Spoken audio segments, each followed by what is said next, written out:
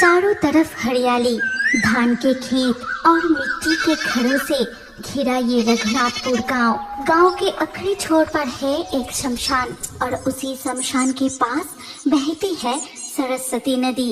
और हर अमावस की रात इस शमशान के मंदिर में माँ काली की पूजा होती है।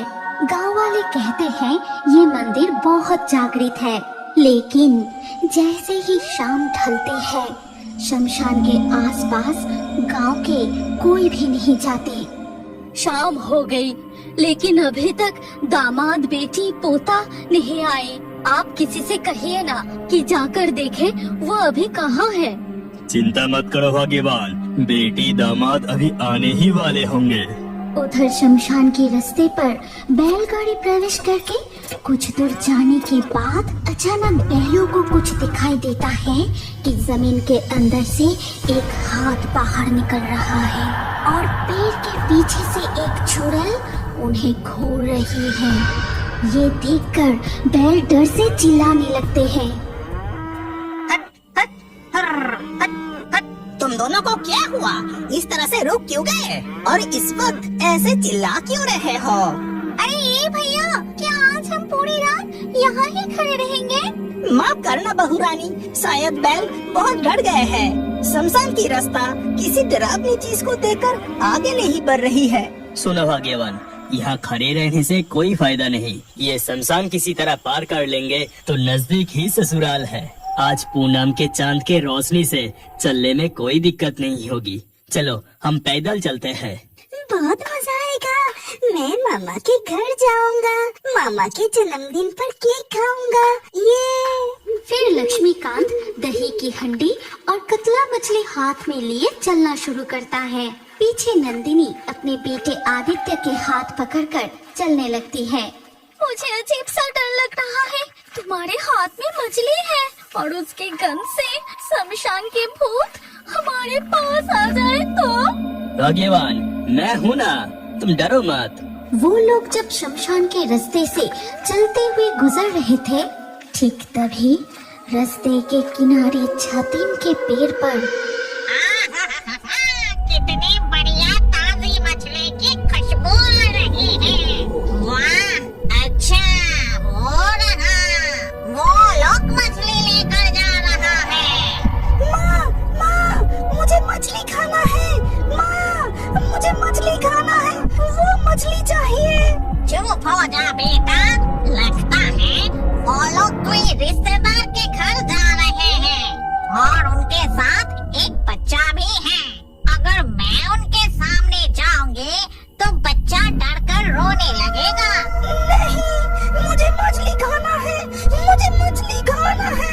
ठीक है बेटा, तू बैठ, मैं देखती हूँ कि छिपकर मछली चुराई जा सकती है या नहीं। ये कहकर चुड़ैल पेड़ से छलांग लगा के नीचे उतरती है।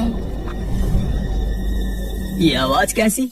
इस सुनसान शमशान में ये आवाज किस दिशा से आई? भाग्यवान, तुमने सुना वो आवाज? हाँ जी, पीछे से ही वो आवाज आई। अरे बाप रे बाप, जल्दी यहाँ से चलो जी। चुड़ैल पेड़ के पीछे से अपना लंबा हाथ बढ़ाकर लक्ष्मीकांत के हाथ से मछली छीनने की कोशिश करती है। तभी वो दौड़ते हुए शमशान से भाग जाते हैं। हाय हाय हाय, ये क्या? मेरे लंबे हाथ मछली तक पहुँचने ही वाले थे कि ये लोग भाग निकले। नहीं, इनका पीछा करना पड़ेगा। माँ, दरवाजा खोलो, मैं नंदिनी की आवाज सुनकर उसकी माँ दरवाजा खोलती है। मैं कब से तुम लोगों का इंतजार कर रही थी। इतनी देर तक कहाँ थी? वो सब मैं बाद में बताऊंगी। पहले अपने दामाद के हाथ से मछली और दही की हंडी लेकर रसोई में रखो। लेकिन चुड़ैल और उसका बेटा उनका पीछा करते करते जमींदार के घर तक पहुंच जाते हैं। माँ, मुझे अभी मछली खाना है, मुझे अभी मछली खाना है। रुको बेटा, अभी सब जाग रहे हैं। जब सब सो जाएंगे तब हम चोरी छिपे रसोई में घुसेंगे और तू जी भर के मछली खा लेना, ठीक है? रात में जब सब सो जाते हैं तब चुड़ैल और उसका बेटा छुप चुपके से जमींदार की रसोई में घुसकर मजे से मछली खाने लगते हैं। सारी मछली खा लेने के बाद अचानक चुड़ैल की बेटे को ऊपर रखा एक केक दिखाई देता है। माँ देखो कितना सुंदर केक है, मुझे केक खाना है, मुझे केक खाना है, मुझे केक खाना है। अरे तू चिल्ला मत, धीरे धीरे बोल। ठीक है, मैं वो केक लाकर देती हूँ। जैसे ही चुड़ैल अपने बेटे को वो केक देती है तब वो आहा, कितना सुंदर केक है। केक लेकर चलो, हम जमींदार के बगीचे के उस बड़े पेड़ पर बैठ के खाते हैं। अगले दिन सुबह जमींदार की पत्नी छाया, आज तो बेटे का जन्मदिन है, खीर बनाना होगा। जाकर देखती हूँ मालिनी क्या कर रही है। जमींदार की पत्नी गौशाला के पास जाके मालिनी से कहती है, अरे मालिनी, अभी तक दूध नहीं निकला। ये लीजिए मालकिन, हो गया। अब जाइए, मैं दूध की बाल्टी लेकर आती हूँ। फिर जमींदार की पत्नी रसोई में जाके देखती है कि तले हुए मछलियों की थाली पूरा खाली है, उसमें एक भी मछली बची नहीं है और ऊपर रखा जन्मदिन का केक भी गायब है। ऐसा देख जमींदार की पत्नी रसोई से निकलकर, सुनिए ना, आज तो बेटे का जन्मदिन है। मैंने कल रसोई में केक रखा था, लेकिन वो आज नहीं मिल रहा और रसोई से सारी तली हुई मछलियाँ भी गायब हैं। कहाँ गायब होके जाएगा? देखो तुम्हारे लाडले बेटे ने ही लालच में आकर खा लिया होगा। नहीं पिताजी, मैंने नहीं खाया। जन्मदिन का खाना खाने के लिए अपने लालच को रोक के रखा है।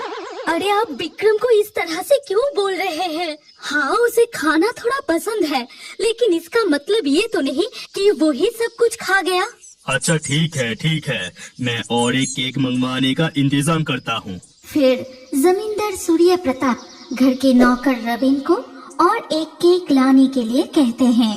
तभी जमींदार का छोटा बेटा विक्रम उदास होके बगीचे में चला जाता है। पिताजी हमेशा मुझे खाने से रोकता है, मैं क्या करूं? अगर मेरे पेट का भूख लगे तो मेरा क्या गलती? लेकिन केक तो मैंने नहीं खाया, फिर वो गया कहाँ? तभी विक्रम को सुनाई देता है कि इमली के पेड़ के पास कोई बातें कर रहा है। वो इमली के पेड़ की तरफ जाकर देखा कि इमली के पेड़ की टहनी पर एक चुड़ैल और एक छोटा भूत बैठा है। ले बेटा, अब तू ये केक खा ले। जमींदार के रसोई से स्वादिष्ट खाने की खुशबू आ रही है। फिर चुड़ैल और उसका बेटा दोनों केक खाने लगते हैं और ये सब कुछ नीचे खड़े होकर देख रहा था जमींदार का बेटा विक्रम।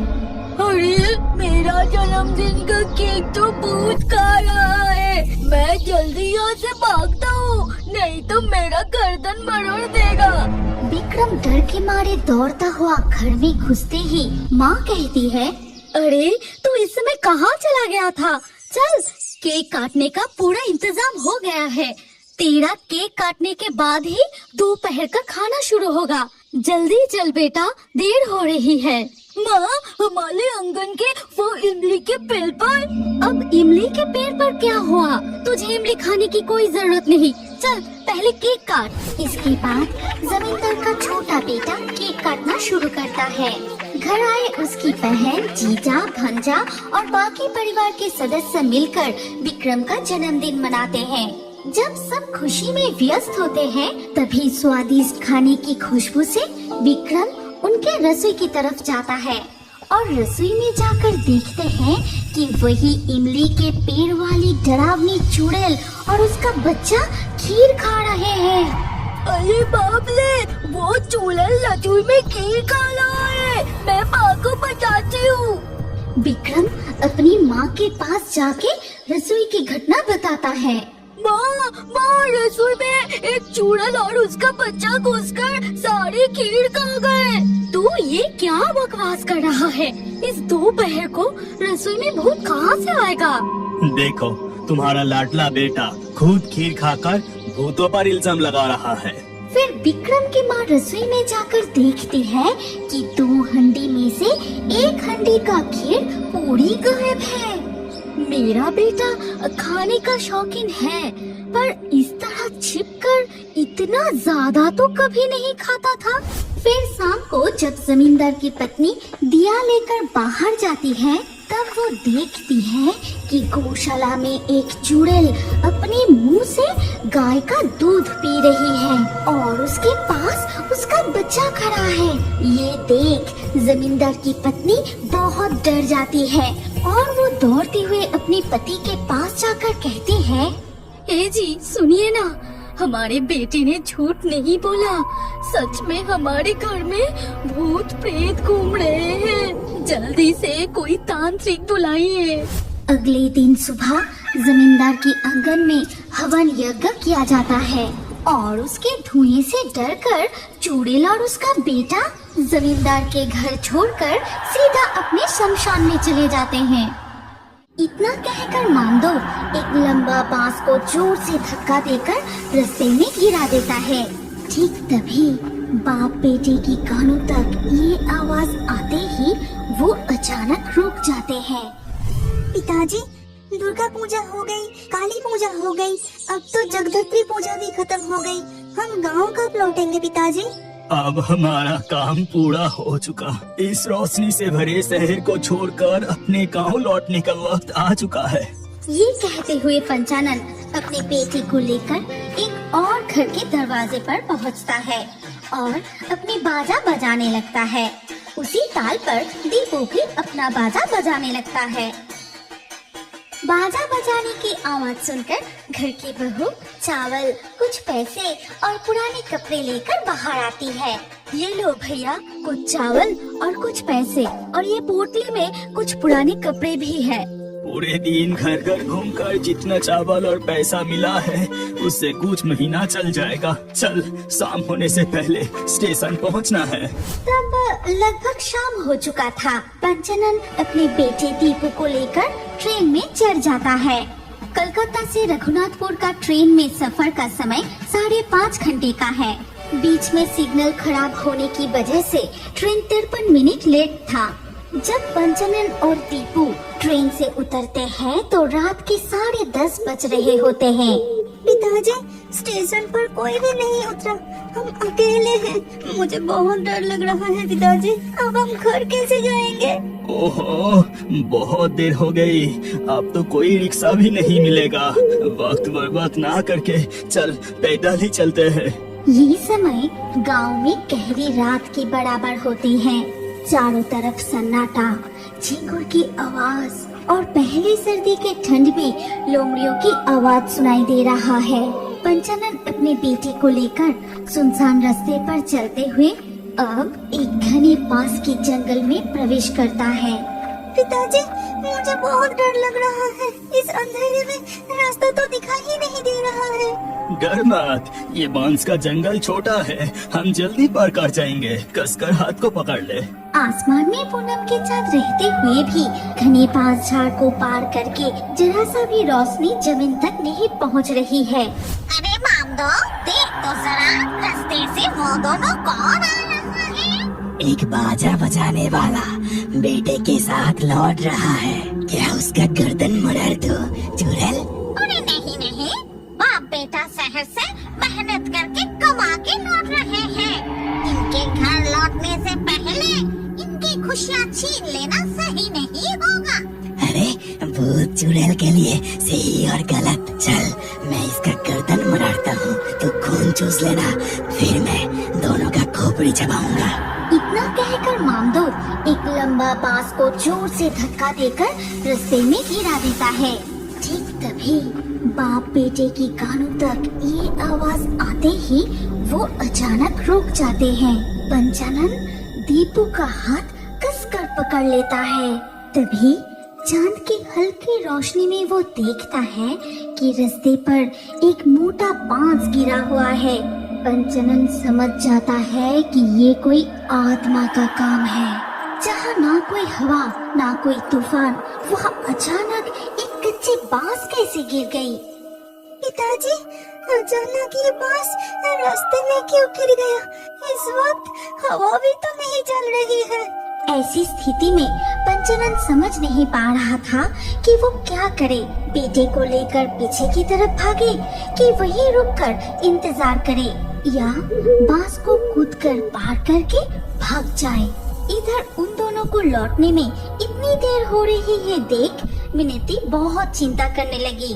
मैं लालटेन लेकर थोड़ा आगे जाके देखती हूँ, न जाने वो दोनों इतनी रात को कैसे लौटेंगे। ये कहते हुए मिनती हाथ में लालटेन लेकर चलने लगते हैं। चलते चलते वो गांव के प्रवेश द्वार यानी बड़तला तक चले आते हैं। चलते चलते इतनी दूर आ गई, लेकिन वो दोनों तो दिख नहीं रहा है। अभी कितनी दूर है क्या पता। भगवान उनका रक्षा करना कि सही सलामत घर लौट आए। उधर तब पंचनन और दीपू पत्थर की तरह चुपचाप खड़े थे। अगर वो बांस को पार करने का कोशिश करेगा, इस बांस के साथ सीधा बांस के जंगल के ऊपर पहुंचा देंगे। ऐसा मत कर मामदो, जाने दे उन्हें। देख तो जरा, डर के मारे इनके पसीने छूट गए हैं। अरे तू चुप रह। कितने दिनों बाद इतनी रात को यहाँ इंसान देखने को मिला है और तू छोड़ने के लिए कह रही है। इतनी देर तक बांस को जरा सा भी हिलते हुए ना देख पंचनन ठान लेता है कि वो दौड़ते हुए कूदकर बांस को पार करेंगे। दीपू, मेरा हाथ मत छोड़ना। हम दोनों एक साथ दौड़ के कूदकर उस बांस को पार करेंगे। जैसे ही वो बांस को पार करने की कोशिश करता है, उसे दिखाई देता है कि रास्ते पर बांस के ऊपर बैठा है एक डरावना भूत। तभी चुड़ैल भी उनके पीछे खड़ी हो जाती है। इतनी गहरी रात को बांस के जंगल में चुड़ैल और भूत को देखकर जय बजरंगबली, जय बजरंगबली, भूत प्रेत से हमें बचाइए। जय बजरंगबली, जय जय जय। ठीक उसी वक्त पंचनन देखता है कि दूर से एक जलती हुई आग धीरे धीरे उनकी तरफ आ रही है। अरे बाप रे, इस पास के जंगल में तो और एक भूत आ रहा है। हे बजरंगबली, हम दोनों को रक्षा कीजिए। कुछ ही पल में पंचनन देखता है कि दूर से आते हुए वो आग बिल्कुल उनके सामने आ गए हैं। वो अच्छे से देखकर समझने की कोशिश करता है कि वो कोई भूत नहीं, जलती हुई लालटेन है। अबे हट जा, उनका रास्ता छोड़ दे, नहीं तो तुम दोनों पर ये लालटेन का केरोसिन तेल डालकर आग जला दूंगी। आग! अरे बाप रे, अचानक ये आग कहाँ से आ गया? मामदो, मैंने पहले ही कहा था कि इंसान खाने का लालच मत कर। जल्दी से भाग के बांस के पेड़ में चल, नहीं तो आज हम गए। साथ ही साथ मामदो और चुड़ैल वहाँ से गायब होकर बांस के पेड़ में चले जाते हैं। तुम दोनों को घर लौटने में इतनी देर हो रही है देखकर मैं लालटेन लेके बड़तला तक आई थी। मेरा मन बहुत बेचैन हो रही थी। लग रहा था कि तुम दोनों किसी मुसीबत में फंस गए हो। जैसे भी हो, आज भगवान ने बचा लिया। चलो घर चलते हैं। मिनती लालटेन की रोशनी दिखाते हुए अपने पति और बेटे को लेकर घर चली जाती है। क्या आप बड़े होकर भी कार्टून देखना पसंद करते हैं? तो अपना नाम कमेंट करें और हमारे पिछले वीडियो से लाकी ड्रॉ में चुने गए नाम हैं सुयश, अनूप, सेनिल, दिव्या, पल्लवी, नीलेश, आरती, रीजू, सलोनी, उज्जला, अमरजीत, सोनम, अनमोल, कविता, विष्णु।